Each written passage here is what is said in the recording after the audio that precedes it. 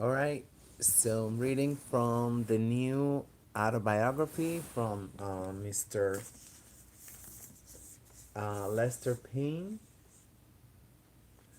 Let me show it to you like more just in case. So far, it's really good. Um, the last time, the first time I read and the last time I read whatever was on Facebook. So now, yeah, I haven't uploaded, but I'm uploaded. So, I mean, I'm not a good reader.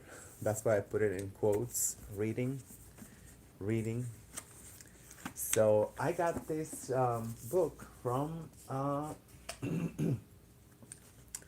Ethnic Books. This is an amazing camera. I thought there was not gonna be anything coming up. I think it's backwards, right? Well, I'm gonna tell you. You can text him. You can text ethnic with a K, books, um, at 571-366-0299, and he can get you a copy of this autobiography. You know, I've been buying books for a couple of years from him. He got an amazing selection from, they're over there on the table. I'm not gonna get out. From Dr. Ben Yocken, from Dr. Clark, from I think he got a lot of amazing books. He's got all kinds of variety, or you can hit him up on Instagram. It's ethnic underscore books emporium. That is the name on Instagram. And if you pass by 149th Street, like going towards Harlem, going towards south, he got his van over there, like on the north side of 149th Street. Past Dirt Avenue, right before the Citibank.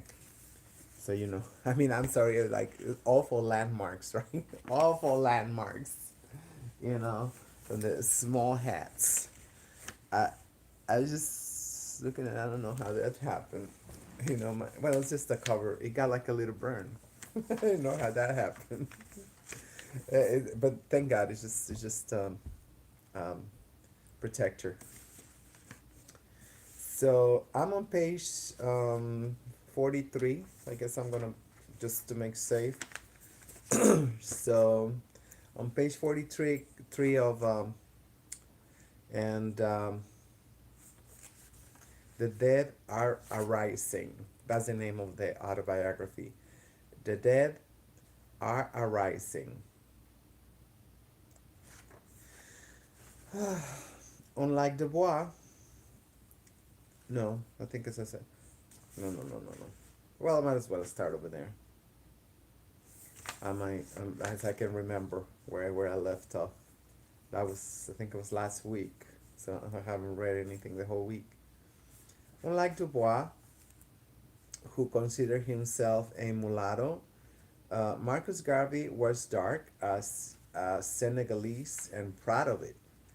At the time of his birth, the British Commonwealth census recorded Jamaica's population as 2% Anglo-Saxon, 18% mixed race, Euro-Jamaicans, biracials, and 78% Afro-Jamaicans.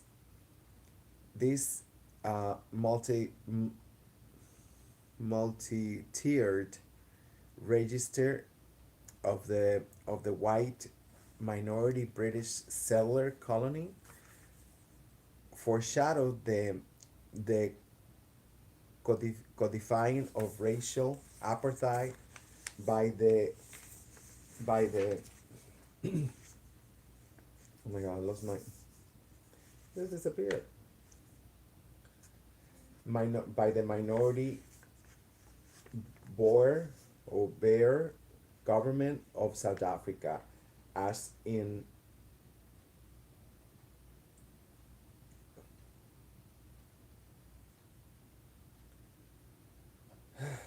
as in oh come on. I mean, like, As in South Africa, the ebony majority in Jamaica was treated as permanent underclass. They were looked down upon, if not despised, not only by the white settler colonialists and on the island, but also by mixed race Euro Jamaicans. Unlike these countries, the United States, with a safe white majority projected into the mid 21st century, has now recently seen demographers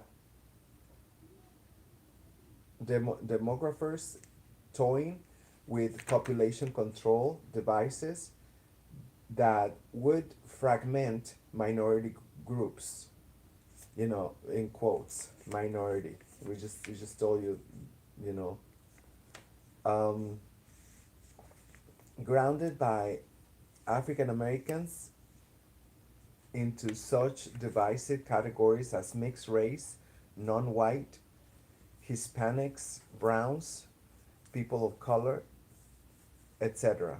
As an unmixed Afro Jamaican, Garvey abandoned all hope that whites and the mulatto class of the island, backed by the British Empire, just like the United States an empire, would voluntarily relinquish their privileged status.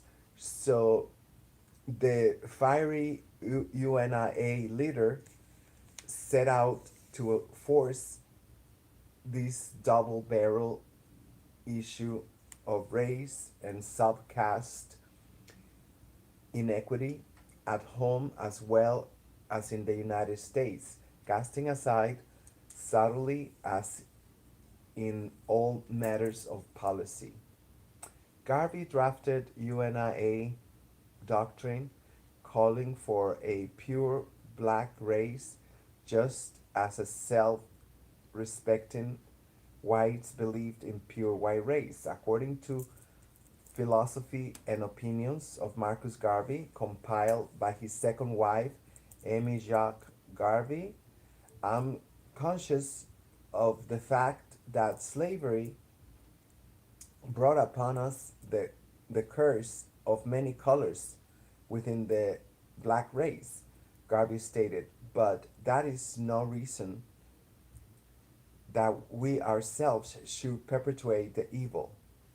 Hence, instead of encouraging a wholesale bastardy in the race,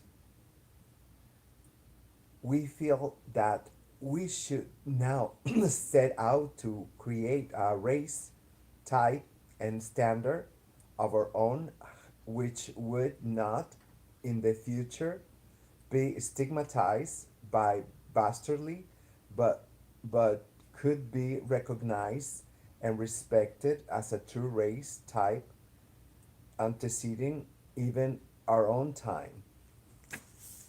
According to Garvey, notably disparaged with notably disparaged even with even his black heroes such as Booker T. Washington, born to an enslaved cook and an non-white man, man quote unquote, and the great Frederick Douglass, citing their unfortunate circumstance in quotations of being brought into the world through bastardly, the rape of one race upon the other, the abuse of the mothers of one race by the men of the other. It did not escape notice that leaders of the UNIA were darker hued than leaders of other black movements of the day. The NWACP, for example, fielded mainly light-skinned African Americans of officials. It famed its famed Walter White was indistinguishable from a Caucasian to the most discerning eye. Thus, the bold African palette of UNIA leaders shame some black groups that, taking their cue from the integrated NAACP, branded themselves colored. Yeah, lovely, huh? Sorry. And so make sure you get the whole window. I know I don't. They're not very clean. The UNIA emphasis was on black. Recalled Thurgood Marshall, the nation's first Supreme Court justice of his race. When they would parade up 7th Avenue, Marshall recalled years later, if my brother and I were out there in the street, we had to get off the street right in the middle of Harlem. I mean, no light skinned black was allowed around. The blunt speaking jurist quite likely exaggerated a bit, but his recollections accurately reflect the clash of skin tone cultures that pro- proliferated within the black race, a tension that weakened its unity. For instance, when Garvey attempted to recruit William Pickens Sr. Away from the NAACP, where he was an executive director, the dark skinned Phi Beta Kappa Yale graduate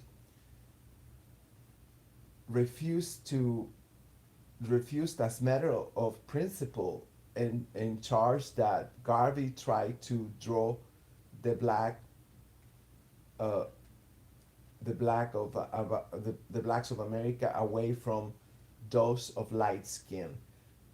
It was an intergroup tug of war between officials and both sides. Yeah, that's very strategic. You know, like immediately they cry bloody murder, and no, it's not an exaggeration.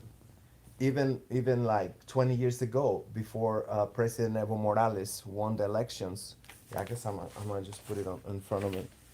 Um, in Bolivia, you know, the indigenous nations, you know, they had to cross the street for the Creoles and the whites in Bolivia. So it's not a stretch. You know, it actually happened. I don't know if it was the daughter. I mean, his daughter edited the book because Mr. Lester Payne died before it was published.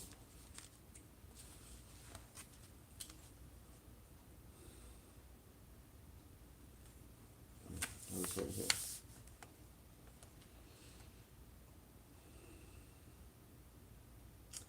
W.B. Du Bois likely adopted the high yellow preference while an undergraduate as a segregated Fisk college where such prejudice were common. Already a national leader, he took Garvey's countermove against caste privilege as a personal affront. Within the pages of the crisis, yeah, they got white fragility too. They're like, immediately you say something and like, oh my god, they cry. Within the pages of the crisis, the NAACP journals that he had created a year after the group's founding, Du Bois campaigned against Booker T. Washington, Washington's call for intellectual acquaintances, and he wanted no part of Garvey's Back to Africa movement. Along with slamming UNIA policies, the Harvard scholar also attacked the West Indians' caste, education, and physical appearance. Um, a little fat black man is how Dubois described Garvey in the Century magazine in February 1923. Ugly, but with intelligent eyes and a big head. He followed up with this cast put down by drafting a bill of particulars against the fiery Jamaican for black readers. And this is pervasive. This is across the board. You know, the years ago pictures of Drake. You know, the Jewish rapper surface in blackface. In blackface, they always like that, and and what we're seeing right now, it's a satanization of Latin Americans. You know, because it's like, oh my God, you guys are this, you guys are that, you guys, um, as if these are not the same mulattoes that they're talking about here in this book. You know, they just married somebody with a Spanish last name, and and you know, it is kind of like, I don't know. I don't know. It's ridiculous to to not address. You know, I see they protect the Creoles.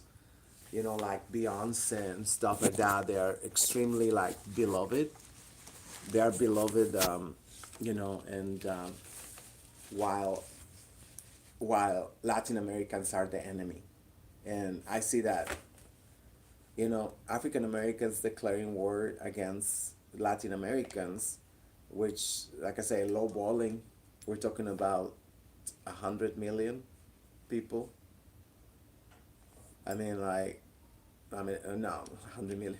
I mean, I don't know. I'm really not good at math. No, it's not. Let's say a thousand million Latin Americans.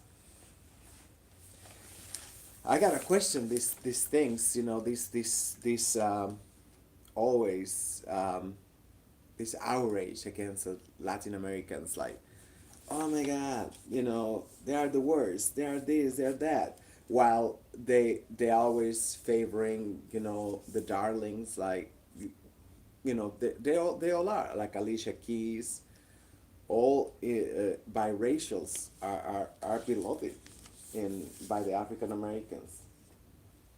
Anyway, I try not to interrupt. Sorry.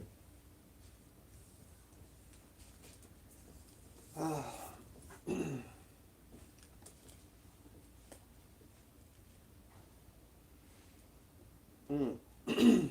Where was I? Where was I? No, on this page. Sunday. Sunday fun day ish. By nope. Just lost my way, I'm sorry.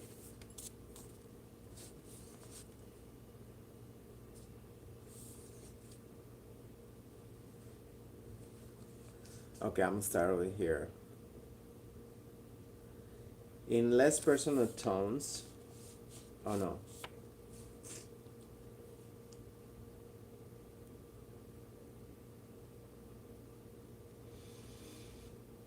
He followed up his this cast put down by drafting a bill particulars against the fiery Jamaican for for black readers. Garvey countered that Dubois was pure and simple, a white man's, you know what, I'm not gonna say it, obviously, a monstrosity. The rabid mulatto, he said, deserved a horse whipping. I mean, it is infuriating that, you know, that a bootleg is attacking the original, obviously because feels so insecure. And I don't believe it started the other way around. I mean, um, the most honorable Marcus Garvey obviously defending himself and trying to put down, you know, the these biracials. I mean, I need to tell you even more. I mean, like, um, J. Edgar Hoover was a mulatto. So, I mean, it's I said they're worse than the whites. I believe they're worse than the whites because they're very, very emotional and always like, oh, you poor me. In less personal tones, however, some disciplined followers of these two pillars of black liberation would submerge the skin tone issue to a point of being non-issue. Relatives of young Malcolm's father in Georgia, for example, were surprised to learn early on that Louise was just as devoted to Garveyism as her dark-skinned husband, while quite proud of her light skin as well as Malcolm's. But that's like for every Kaepernick, there's a million, you know. I don't know. Who should we set up as an example? I don't know. I don't really follow those people. Tell you the truth. I mean, like, it's just. I mean, they're about nothing, to me.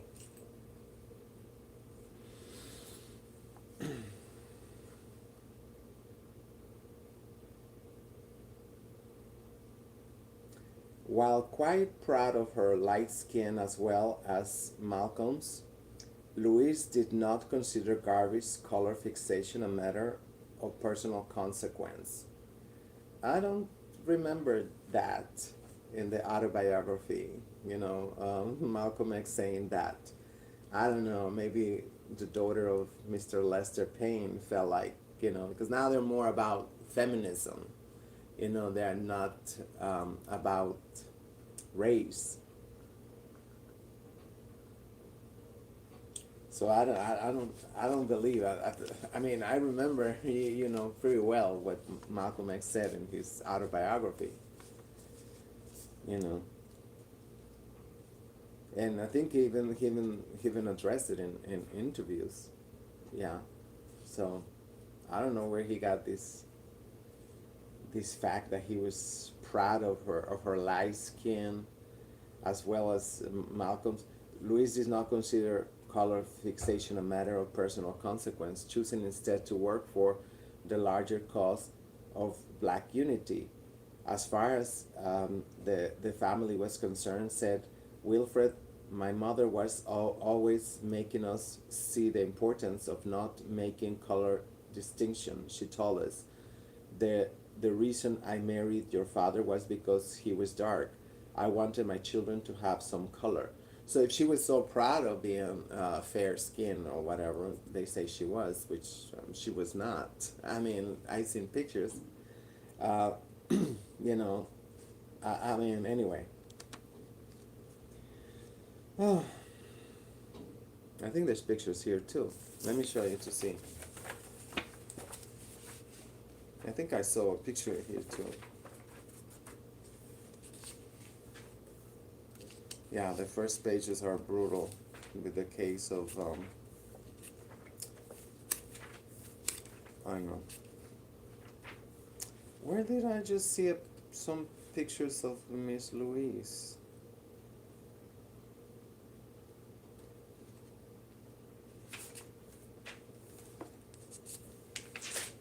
Hmm.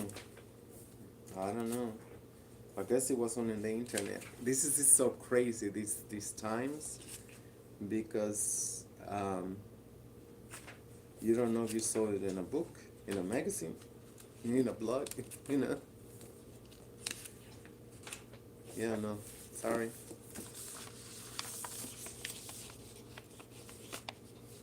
She always made us feel proud of our black father. She would never let you say something derogatory about somebody because they were black. In those days, there were many people who did not, who did, who did make something out of color. The community, many people, okay. The community would try to establish this caste system. There were the blacks were there were the blacks, there were the browns, there were the yellows, and on on down the line. They will make much of that.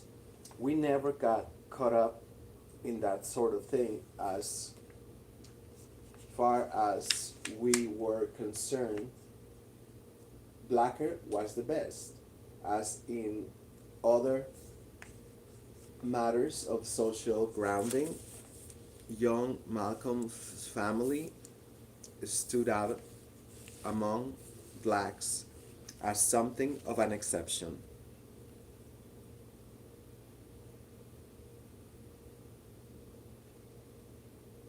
I don't know. That seems like very Eurocentric.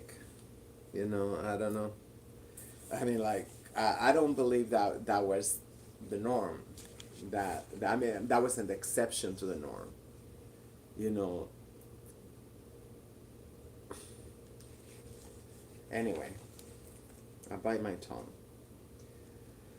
On the national scene, as played out in mainstream newspapers, black civil rights leaders campaigned boldly, if not singularly, against the white superstructure backed by absolute state power that maintained that de jure and de facto segregation, with which was every everywhere clear, present, and oppressive.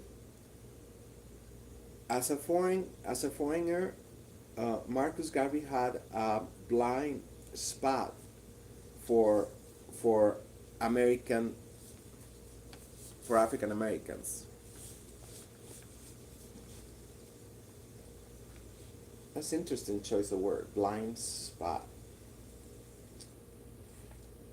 A strong drive to indemnify their their birthright in the United States despite generations of death, pain, and suffering inflicted by the armed might of the state and the vigilante terror of the night riders, while white racist. It just makes no sense. Of course, he wanted indemnization because of that, not in spite of that. I mean, not. This is like a really weird writing, you know. Why can't they write in plain English, right? As a foreigner, Garvey had a blind spot for African Americans, a strong drive to indemnify their birthright in the United States despite generations of death. I don't know. This is feminism, you know, this is feminism writing. I wish Mr. Payne had published this book before he died.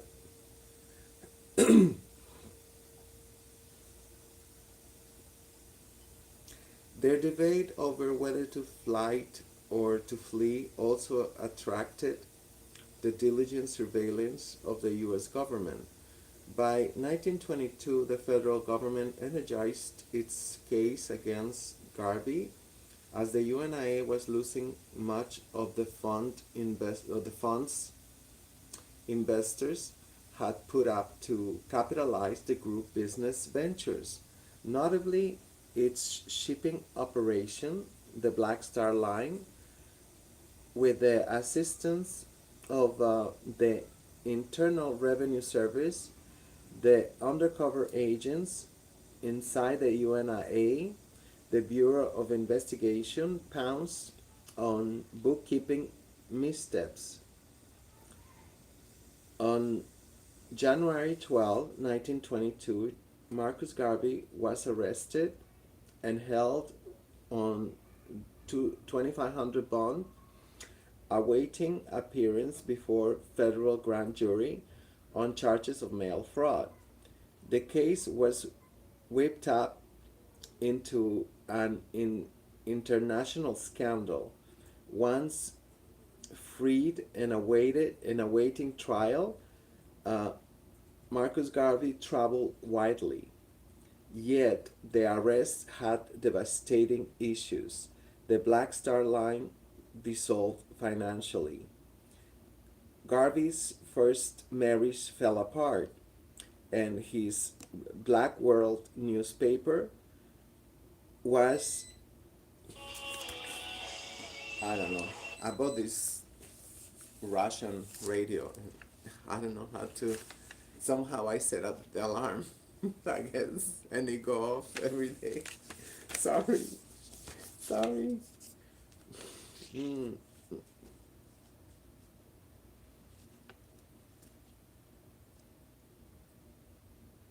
This is just fucked up. That's how much it take. That's how much it take. Just an accusation, just like a lifetime building their their image and to building to not their image to building the reputation of integrity and just one accusation. That's why they are all in or all out. But whatever, they're putting everything right now on feminism.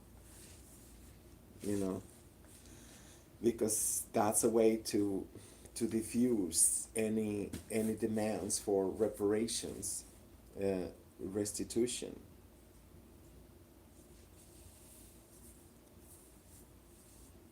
Oh God, no! I'm yawning. The debate over whether, yeah, I already read that. By 1922, the federal government energized its case against Garvey as the UNIA was losing much of, sorry. Oh gosh, I woke up at, you'll see I made a video. I woke up at 1:30 or 2 in the morning. I went back at around 5. I woke up around 9. And I'm going back, I guess. I'm not ready for today. And it's like so beautiful outside, but it's 30 degrees. I feel like supposedly tomorrow is going to be warmer. So I'm going to wait till tomorrow. There's no reason to put on all that stuff. Just to go out for a walk.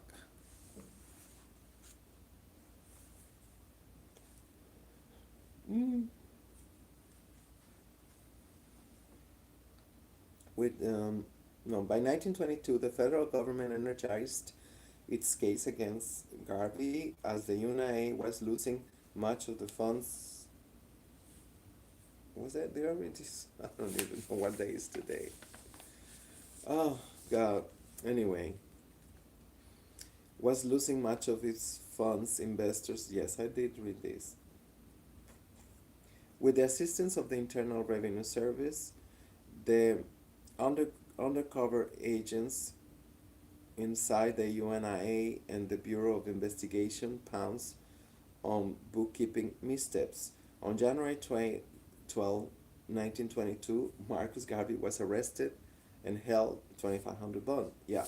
During this period, a most unlikely white supremacist group bent on exploring Garvey's dire legal situation for its own ends, reach out to the UNIA leaders even during slavery.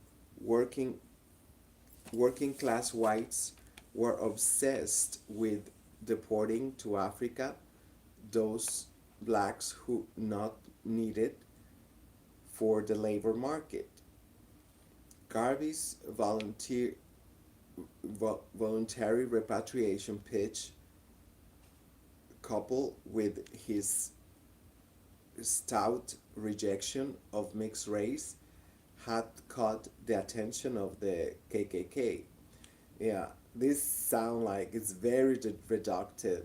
It's not, that's, I mean, I've been trying to do research on this, and I mean, anyway.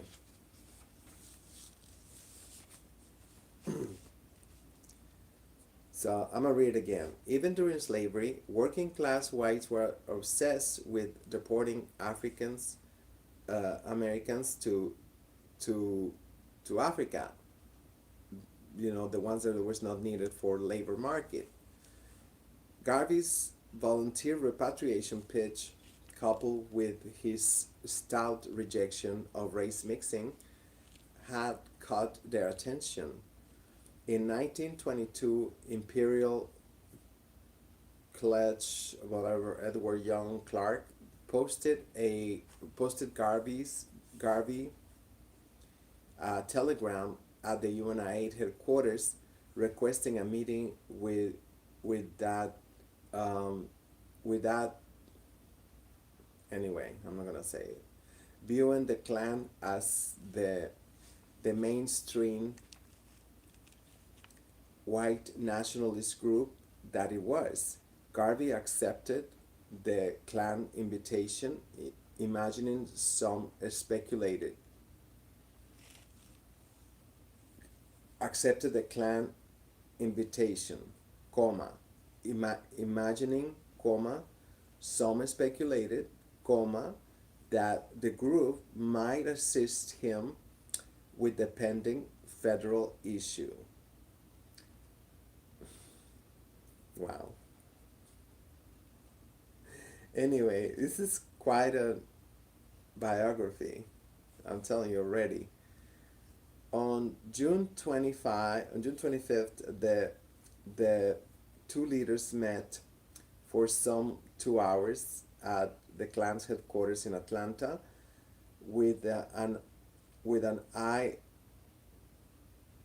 with an eye ever peeled for the spotlight.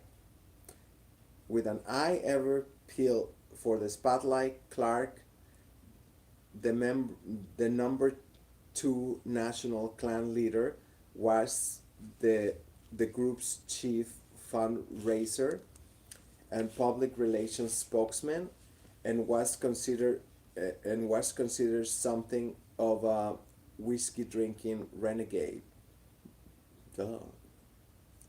The very idea of sitting with African Americans was viewed by puzzled, what the hell is that? Anyway, sorry. By puzzled grassroots clan members as flagrant disregard of Klan policy, if not flat out betrayal. And the sit down loosed a wildfire among African Americans, with even UNIA staffers railing into open revolt. Tight-lipped about points of agreement, Garvey published his Liberty Hall speech about the meeting in the black world, the group's primary organized tool, based in Harlem. The paper at its peak printed editions in English, French, and Spanish. that circulated among chapters in Detroit, Chicago, and Los Angeles, as well as internationally in London, Cape Town, Havana, Panama City, and elsewhere. The KKK, whatever, is really an is really the invisible government of the USA, say Mr. Garvey, who in addition to heading the UNIA as President General, spoke as the provisional president of Africa. The self-proclaimed exalted global leader thus framed the meeting with the Klan as a sit-down with a group representing a spiritual and even a physical attitude of every white man in the country. I guess spiritual in quotations, right? Imperial Imperial Clan, whatever, Clark, whatever that cracker's name was, he he said, claiming that the KKK is stronger in in the northern states than in the southern states.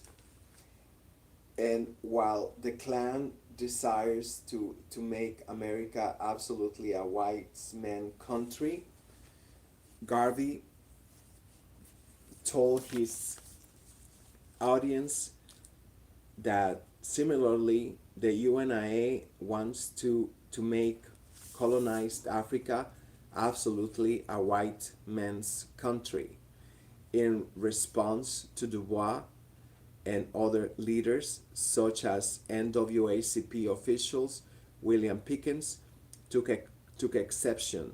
They knew that the Klan had no influence whatsoever in Africa, whereas homegrown African Americans had invested heavily over the centuries in liberation, defense, economic build-up, and continued expansion of the American Republic. You say it in effect to the KKK, all right. Pickens wrote in a sharp rebuttal to Garvey, give us Africa and we will in turn concede America as a white man's country. In, in that you make a poor deal for 12 million people, you give up everything and in exchange for nothing. Africa is nothing. Like I say, everybody want a piece of Africa except African Americans, right?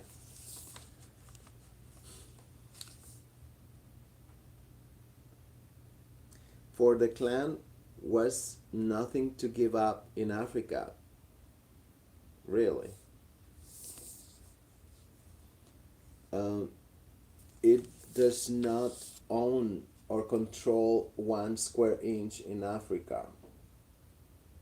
Who knew? Um,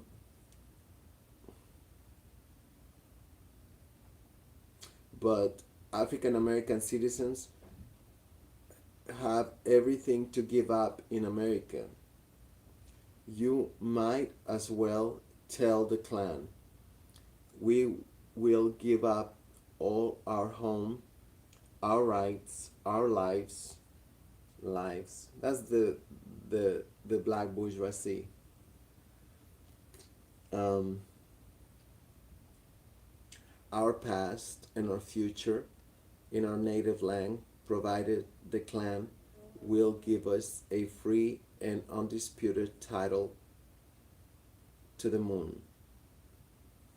Furthermore, Garvey claimed to have confronted the Klan leader about the touchy situation, the touchy issue, I'm sorry, oh my God, of widespread miscegenation that produced generations of mixed race during slavery and beyond.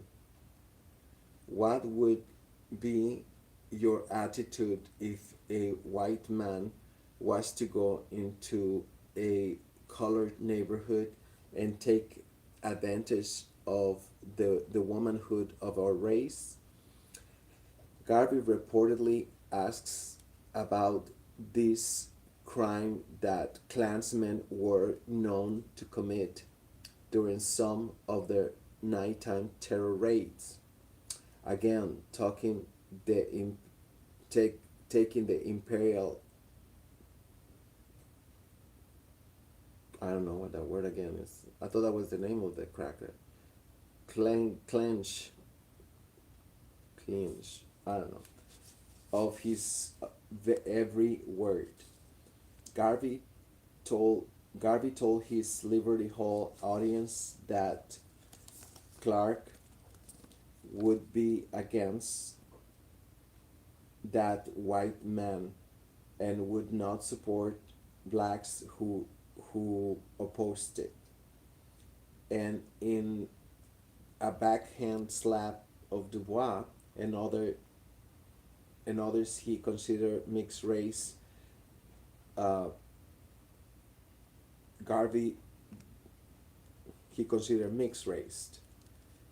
Garvey boomed, the National Black Improvement Association is carrying out just what the Ku Klux Klan is carrying out. The purity of the white race down south, and we are going to carry out the purity of the black race, not only down south, but all throughout the world. Anyway, I don't really feel like reading.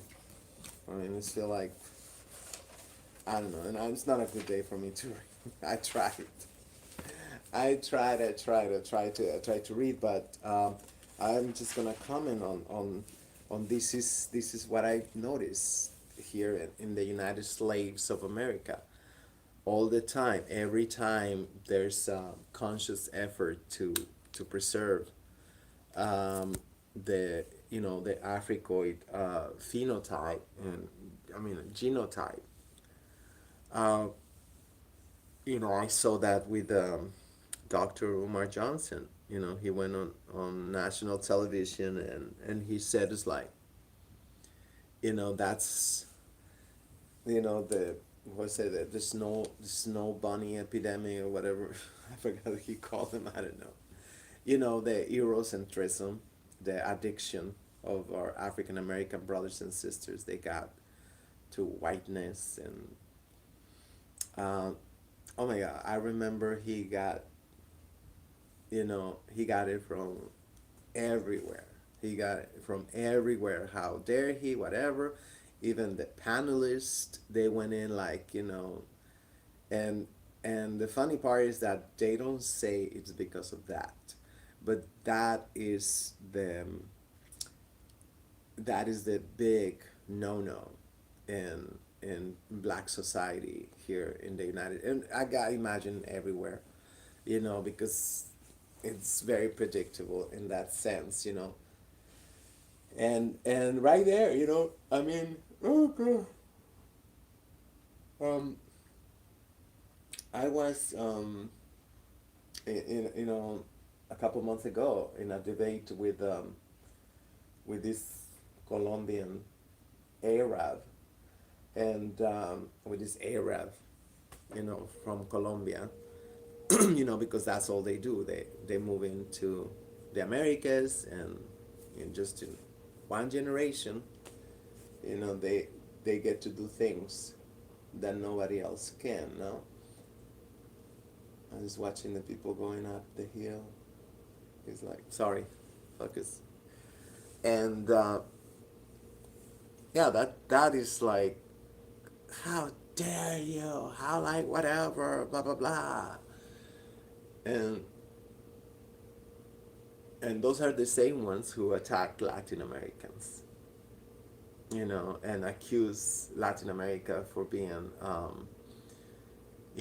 like a branch of the KKK, and I seen, Mexicans are worse than Hitler, Mexicans this, Mexicans that, and It's just a mess. It is a mess. And everybody's very shy.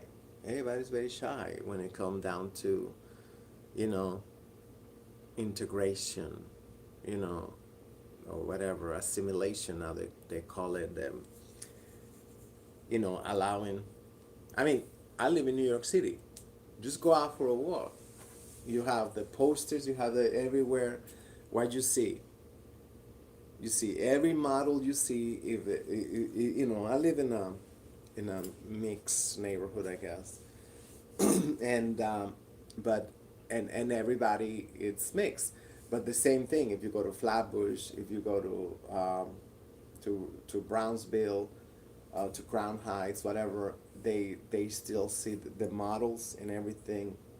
They have to have like either like limb hair or blue eyes or something, and it's constantly like they're moving towards that, integration, the melting pot,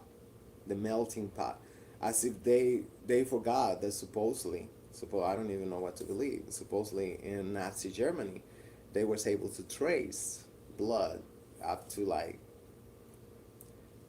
what is it, like 20 generations, supposedly, and without internet, supposedly. I mean, I don't know. I question now everything.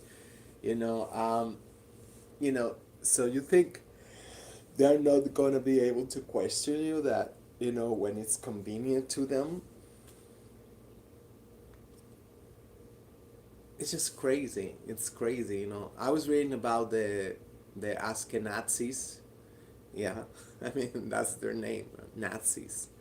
The Ashkenazis, you know, they they still, they converted supposedly. They supposedly they never stopped practicing their religion, but for an African, the moment they married a cracker, that's like it's gone. It is gone. I live in here in New York City, and like immediately, immediately, and I'm shameless. I go, I call them blacks to their face. I call them blacks to their face. I call them mulattoes. Like I I had last year. Yeah, there was like the beginning of last year or something. I was in the train, and this Dominican, he started talking to me, blah blah blah.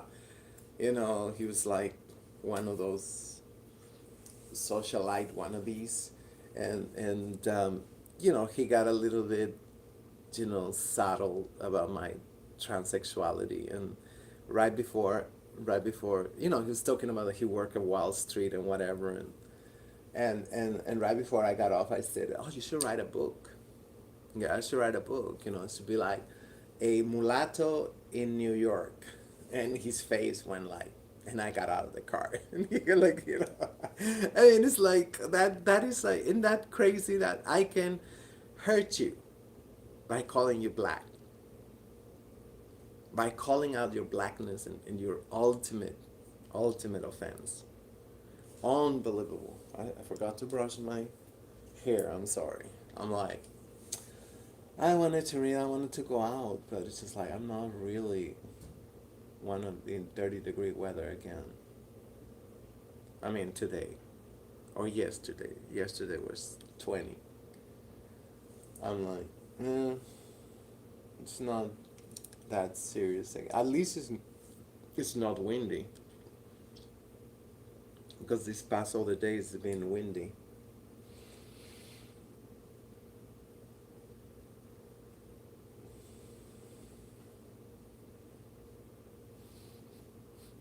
It's been on my mind, these, you know, teachings on attainment.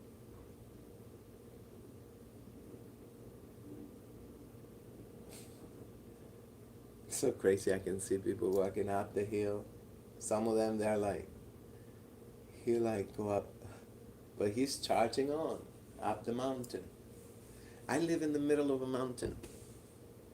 So I was well, not always, but lately I've been thinking like, about phantom limbs. Everybody heard? So what about phantom mountains? They blew up this whole mountain to build houses over here. But let me show you a little bit like what I'm talking about. Um, I don't know if you can see it. This was $100 tablet, so let me see if you can see it. Can I? I can turn it the other side. I forgot I'm on YouTube. This is what the good thing about being on. Well, which is the one? Oh, this is the one. Duh. I know you saw my mess on my my mess over in my house. I know.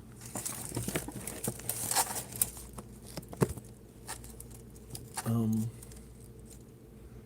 Oh, was it better the other way? Oh my God. What a day. I cannot wake up.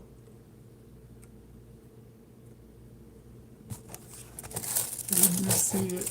Let me get that. It fell.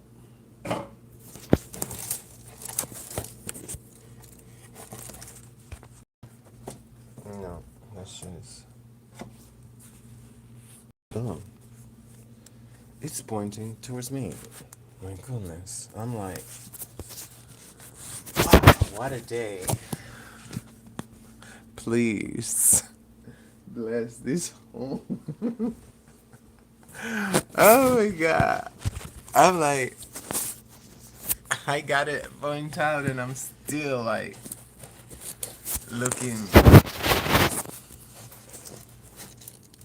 Yeah, this is one of those times when you think you're ready for something and the moment you try doing it, just like, you know, you overestimated yourself. You overestimated yourself. So, see how they blew up the whole mountain?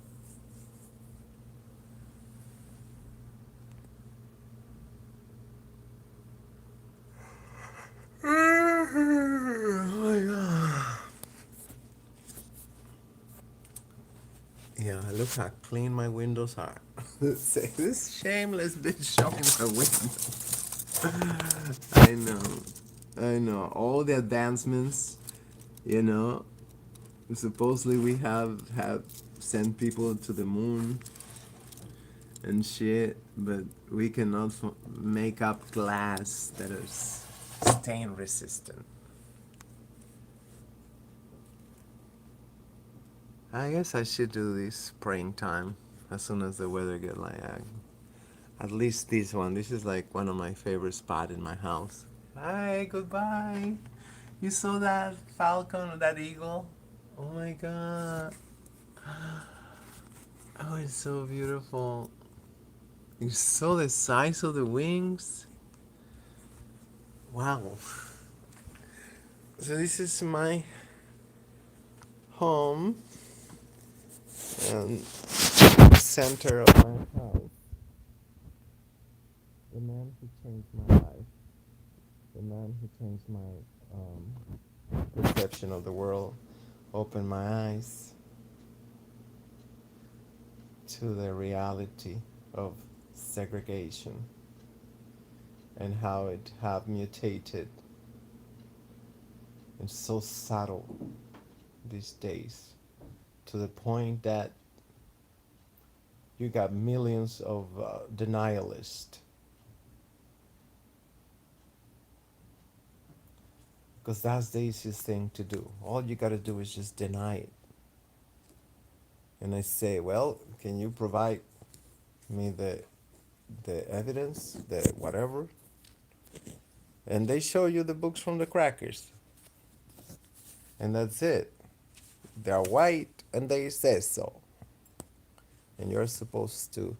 Uh, this amazing painting, I got it from Brownsville. How do you put it back together? You put it back together. Put it back to anyway. Kind of clear. Uh, Um, yeah, you believe a gentleman sell them for $30?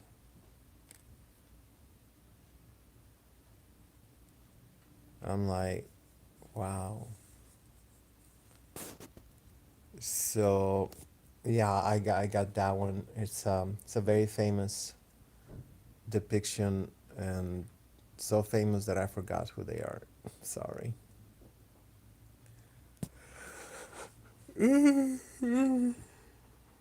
Oh,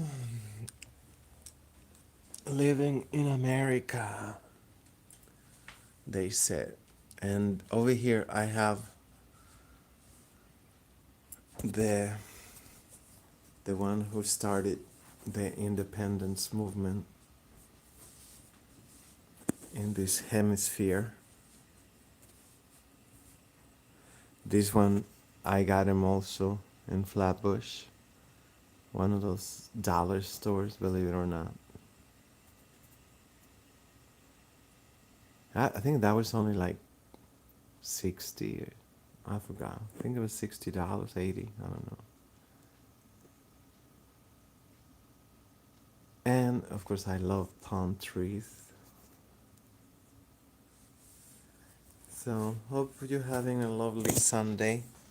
Yeah, like anybody's gonna watch this shit. Later.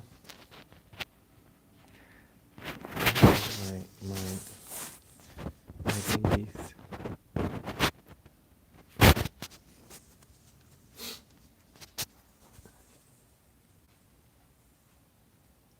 I thought you were asleep. You're awake.